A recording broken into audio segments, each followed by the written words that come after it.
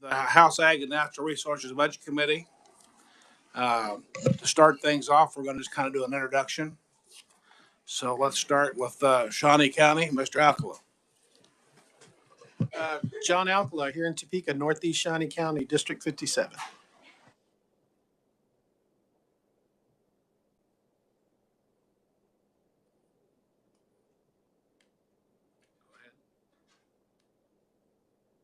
Thank you, Mr. Chairman. I am Representative Pam Curtis, and I am from Wyandotte County, and my district number is 32. So happy to be on this committee. Thanks. Thank you, Mr. Chair. Trevor Jacobs, 4th District, Lynn County, Bourbon County. Glad to serve. And here we are. Joe Sywert, Representative 101st, same Ford as his backward 101. Appreciate being here. Reno County, Sedgwick County. Representative Ken Corbett, or the 54th, part of Shawnee and Osage County. So it should be a fun committee. We've got a lot of money to spend, or not. So look over your committee rules.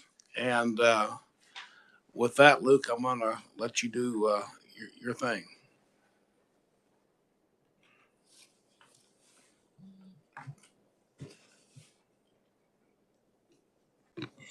Good afternoon, Mr. Chair, members of the committee.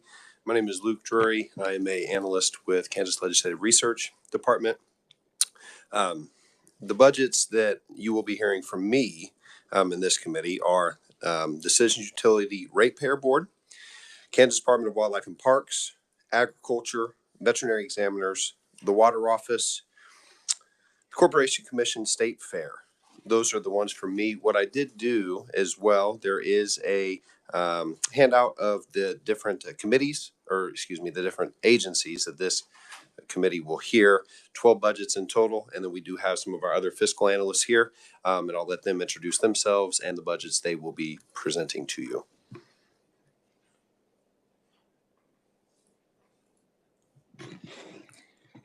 One second. Would you like to, when you get your code office, to introduce yourself and tell the committee just a little bit about yourself?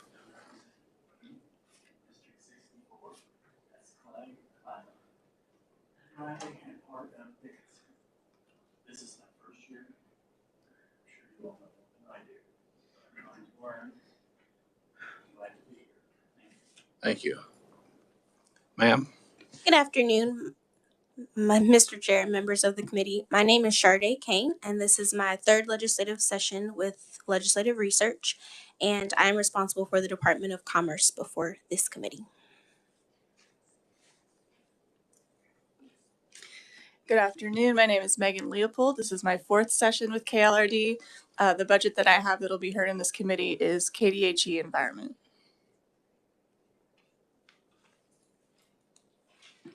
Good afternoon. My name is Jennifer Light. This is my 1st year with Kansas Legislative Research. I will be presenting on the Department of Credit Unions and the Office of the State Bank Commissioner.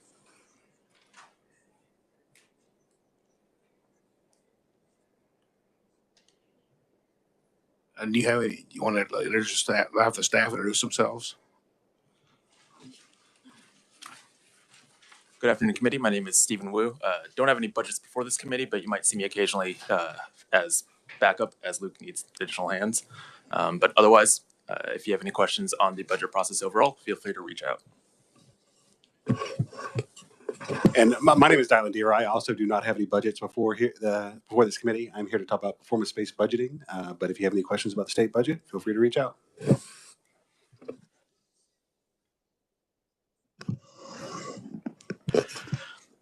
Hi, I'm David Weiss with the Reviser Statutes Office. I'm here if anybody from the committee needs a bill request or has questions about a bill, or as you get into the budget process, if you want specific proviso language on an agency's budget, come contact me and I can help you out. Thank you.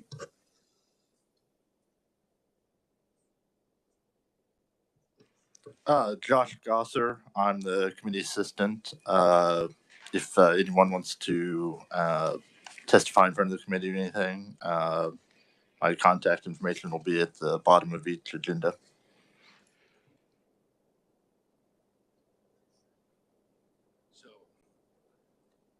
Do you want to do anything on performance budgeting or any agency overviews, or what do you have on the agenda? Mr. Chairman, with permission of the committee, I'll go first on performance budgeting, and then I think Luke was going to do a 101 overview. I do have another committee I need to get to, so I'd appreciate that.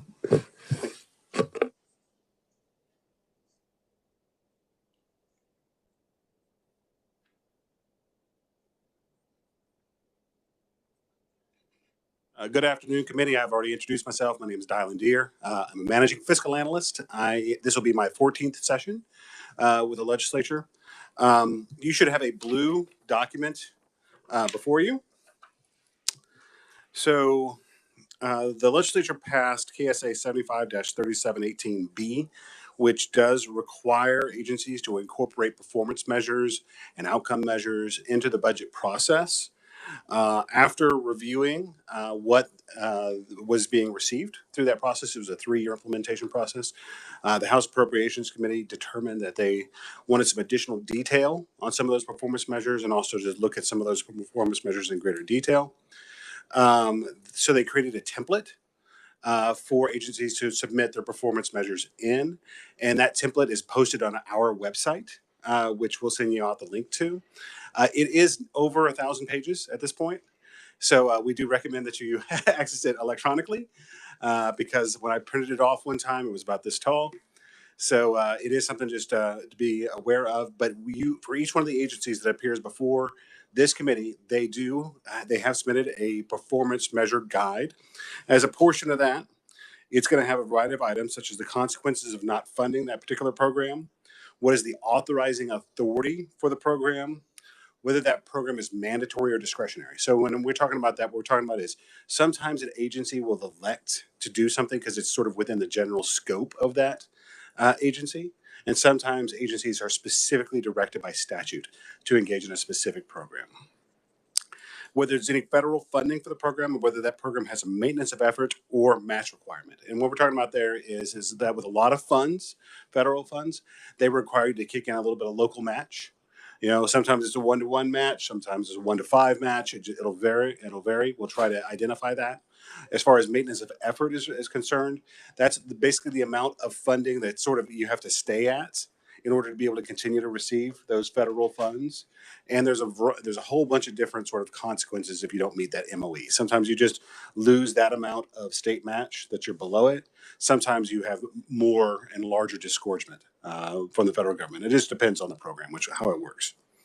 It'll talk about agency program goals, and it'll talk about performance measures for that specific program. We have 2 primary different types of measures. We have outcome measures and we have output measures. Outcome measures are related to the general objectives that the program is trying to achieve. So if it was like a food assistance program, you would try to be reducing hunger. Okay. And then if you have output measures, which are simply measuring sort of the activity, okay, of the program. And once again, if this were a food assistance program, if you were counting the number of meals that were delivered, okay, that would be an output measure. So output measures are key from a budgetary perspective to determine what the relationship is between how much is being done. Outcome measures are key to determine whether or not that program is or is not achieving its objectives. If you turn to the next page, I have some examples from DCF, which is the standard one I've been using. So you can see at the top, that is the primary program name. That's Client Service Delivery. So Client Service Delivery is all the various social care workers that are stationed throughout the state. In italics below that is Child and Adult Protective Services Field Staff. That is the specific sub-program inside of Client Service Delivery. And then you get the consequences of not funding program, the program, which is basically the loss of the Title IV-B state plan. The statutory basis, so those are the statutes that support that program.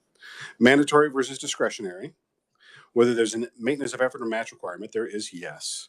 And then there's also a priority level, so how they will prioritize this inside of their program. Then it'll have a list of program goals in the next box, and they're labeled A, B, C, D. And at that point, I'd like you to, if you look down at the performance measure in the performance measures box here in the middle, you'll see those goals in the second column. So what these tries to do is associate specific measures with specific goals. So in this case, the number one goal here is the percent of initial assessment decisions completed within the timeframe established in policy. And that's related to A, which is accurately assess the safety and needs of children and adults during abuse investigations. As far as the data you're going to have available to you, we'll have the 19 actuals, the 20 actuals, the 21 actuals, and the 22 actuals. That column in the middle is the previous estimate. So that's what they previously estimated last year they would have for the 22 actuals. So you can see that they were hoping to hit 96% and they hit 90.9%. So anytime you see a discrepancy between what their objectives were and what their actuals are, that's usually a good opportunity to ask a question of the agency as far as why were you not able to get to that 96% rate? I mean, did you have staffing issues? Were there some other external factors that were going on? And then you see the 23 and the 24 estimates that they included as part of their budget and a 3-year average of the data that is available. And so you're not just, seeing those single year swings and shifts. We're trying to get to that. For the funding sources, this is the funding across the bottom. I will caution you, definitely use the funding as far as evaluating the measures is concerned. This may not be the exact same as what they have submitted as part of their governor's recommendation, because this data was submitted back in September. So it was simply that data was not available. So it would have been based upon the agency request in the first place, and it may have been updated with some revised estimates as we got closer to the year. There's a couple more examples. If you turn to the next page, you have prevention and protection services. Obviously, this is the Protection Report Center, but it's going to have the same data in sort of the same format as you go through each one of your agencies. The one thing that I really encourage policymakers such as yourselves to consider is look at those measures and ask yourself if that's the information that you need to make a budget decision about this agency. And if you don't think it is, then this is an opportunity to submit new measures or what you would like to see to the agency. And so obviously we cannot, we're not part of the executive branch, we're part of the legislative branch. We can't direct state agencies to do that. But requests from legislators are strongly considered. So if you're not seeing the data you need, go ahead and ask for it. With that, I would stand for questions on the performance budgets. Yes, sir. So both what you're saying is we could ask for these reports like on this, but the agencies do not have to give them to you. So what I'm saying is that the House Appropriations Committee asked for them, and every state agency has turned it in, and in the format that was requested by House Appropriations. All right, so everybody's turned something in at this point, even like the governor's grants office and stuff like that. So we've got data from people. What I am saying is that this is an opportunity. If you look at these measures that are down here, and you're thinking, well, this doesn't really tell me what I need to know. Okay, and let me give an example.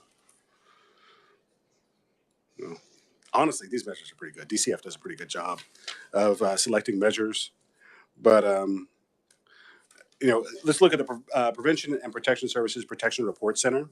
All right, and they've done a great job here. They have total cost per report received, which that's a great, from a budget perspective, that's a great measure, because that's telling you over time how much it costs them to produce each report, and the percent of initial assessment decisions completed within the time frame established in policy.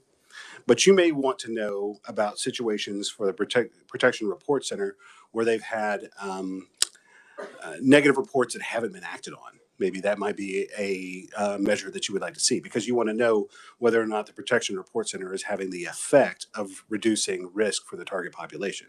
And they don't have a measure for that. So this would be an opportunity to say, this is the kind of thing I would like to see from the agency. Any questions, committee? Thank you, sir. You're welcome. Thank you very much. Thank you, Mr. Chair. Let's just say on page 420, when it talks about priority level, is like with the sub program, is 10 like the lowest priority then, or? Everything's numbered, so it just depends upon the number of programs they have. And I believe this is relatively low on the prevention and protection services. I will note that priority is required by statute, and therefore it is incorporated into this document. I think it's one of the weaker portions of our performance measuring system in the state of Kansas. A lot of states use a priority-based budgeting. You've probably heard that term, priority-based budgeting, in the past. The way that normally works is that the executive branch, say the governor, will give a bunch of priorities to various programs. Then the legislature will step in and say, well, we're going to give you $100 million. And then each one of those programs gets funded until you run out of money. And the lower level ones don't. Ours is not that tightly tied in the state of Kansas. Pretty much legislators decide how much every single program is going to receive and allocates that funding. So it gives you an idea of how agencies prioritize that particular program inside of their perception of it, but it does not directly control funding in the way that priority-based budgeting does in, say, the state of Texas is a classic example of a system that runs on priority-based budgets. You're welcome.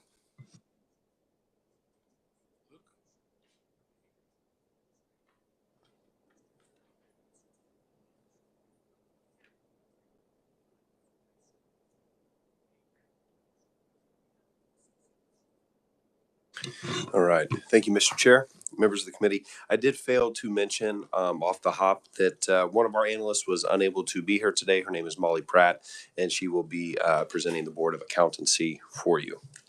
And then I will also note, before I dig into Budget 101, I did provide a legal sheet here for you all.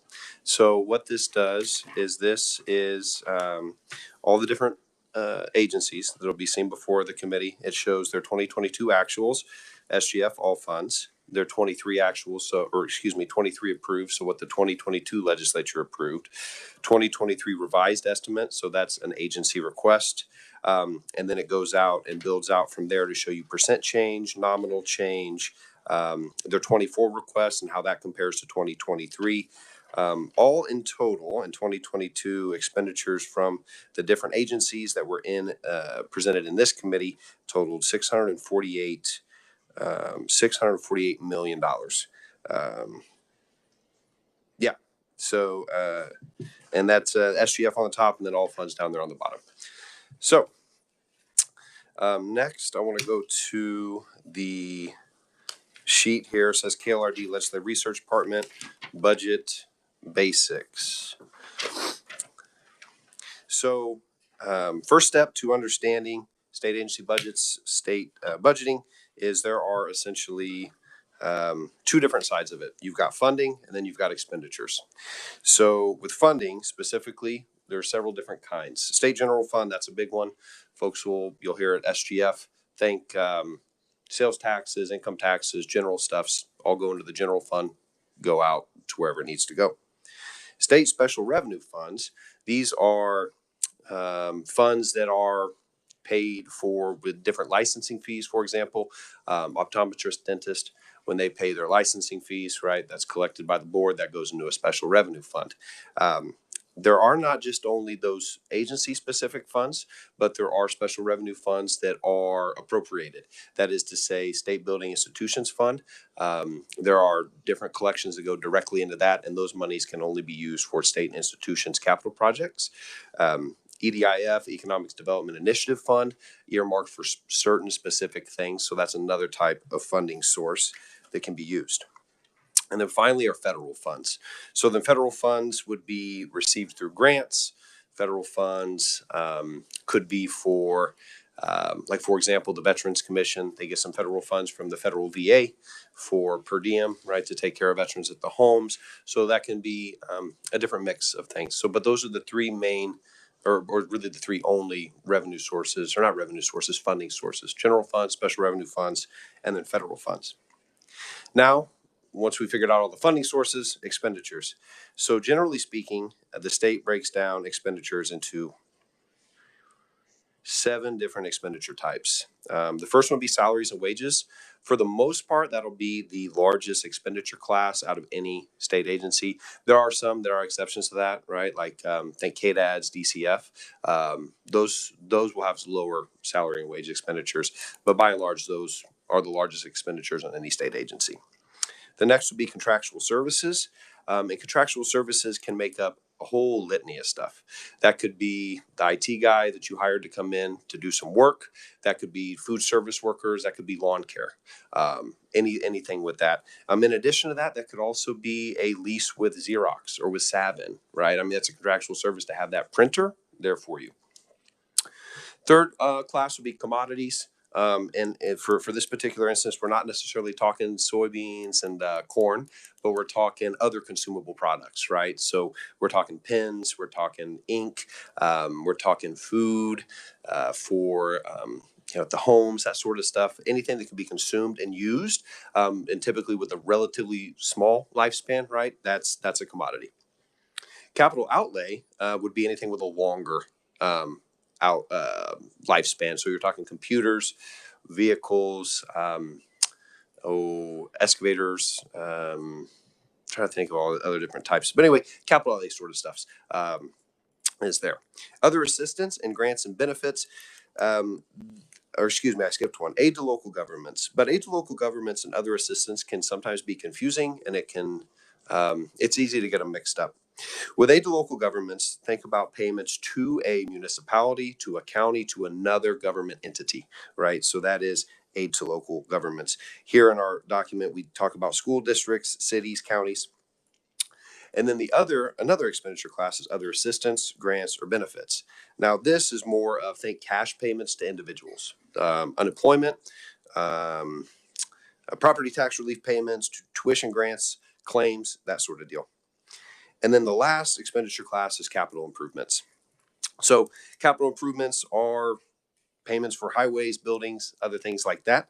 The state does split capital improvements into a couple of different categories. Number one would be rehab and repair. So that is to say, if the carpet's kind of peeling up or the paint's you need another deal of paint on their siding, needs to be replaced. Rehabilitation, repair, standard maintenance. They all also have new construction. So if we're building something up brand new, that'll go down as new construction. Raising projects is demolishing, getting rid of old buildings, and then remodeling. If you're going to substantially change the form and function of a room, that would be remodeling. So think turning a conference room into a cafeteria, that sort of deal.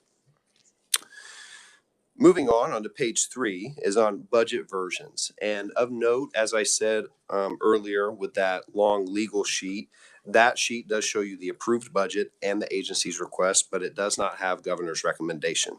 There are 3 different versions that you will see us work on as we present our budget analysis to you. We will talk about the approved budget. So every agency has a 2023 approved budget that was approved by the 2022 legislature. And then we have the agency request, right? What is it? How much money is that that's going into the full agency request? And that will include enhancements and supplementals. And then finally, you'll see the governor's recommendation. And that'll be the starting point from working from the governor's recommendation to whatever changes you all want to make. And so those are the 3 different budget types, versions, iterations that you'll see. And that's all that I have in regard to the nuts and bolts of Budget 101. Mr. Chairman, would you like me to stand for questions? Committee, any questions?